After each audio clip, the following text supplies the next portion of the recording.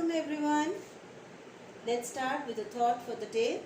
Don't be jealous with anyone. Just focus on becoming the best version of yourself.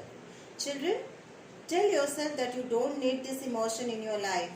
Just focus on your hard work and be the best of yourself. So just keep moving ahead, right? Okay, let's see a few pictures to begin our learning. These are few pictures. I'm going to introduce you to someone. Now let's see who's this girl. This is Diana. Diana loves to play.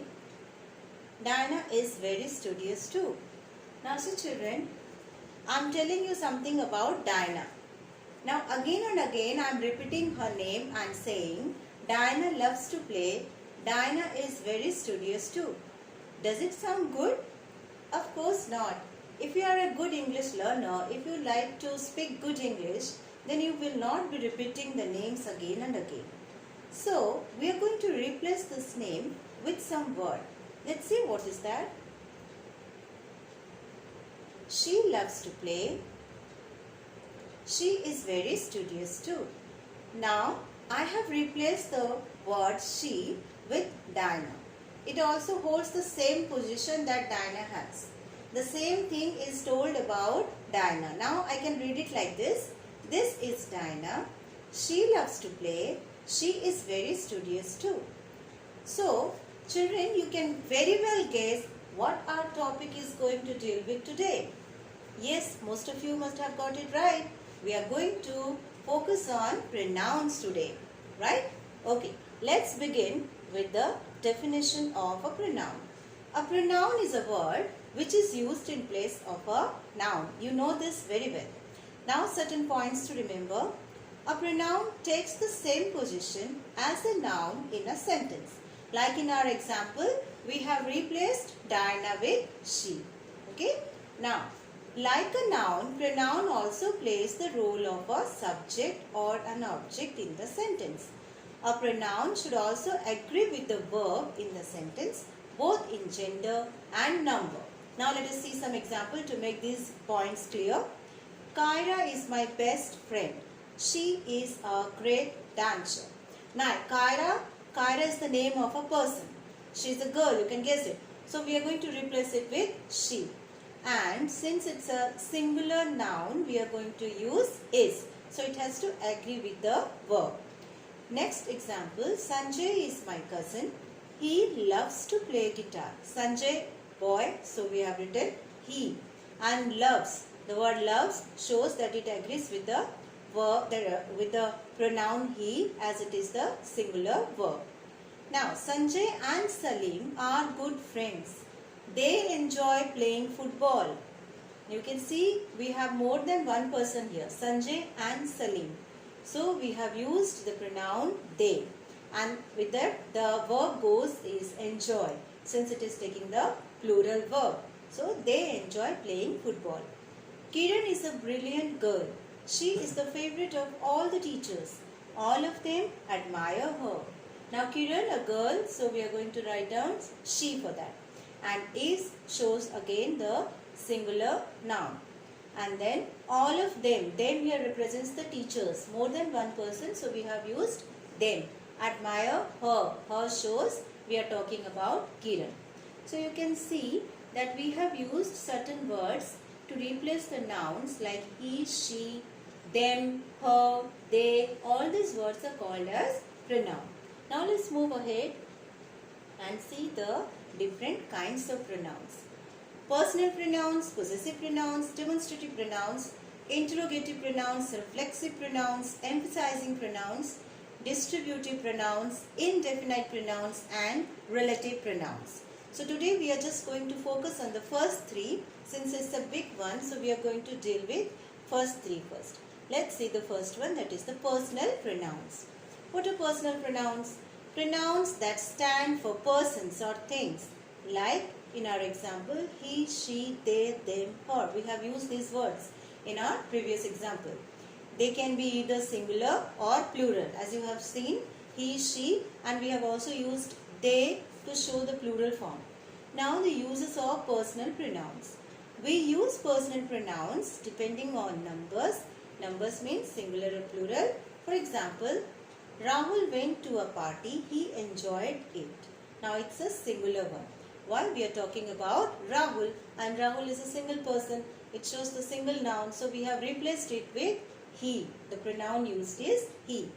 Now if I am going to change it into plural form, and in place of Rahul I am going to use children. Children went to the party. They enjoyed it. Now children, many. So we have used the plural pronoun here, they. Okay. Now comes the gender. Gender shows the male, female or neuter gender. You are very well aware of these things. Now Rani is in the music class. She is playing guitar. We have a big mango tree in our garden. It was planted by my grandfather. Now first example, Rani is in the music class. Rani, girl. So it is she. It tells us the gender, female gender, feminine gender. So Rani is replaced with she. Now we have a big mango tree. Tree shows that it is a neuter gender. So when we are taking the neuter genders, we use it. So tree is replaced by the word it. It was planted by my grandfather. Now personal pronoun includes first person, second person and third person.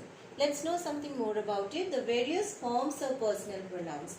I have just tried to make it in a tabular form so that it becomes easier for you.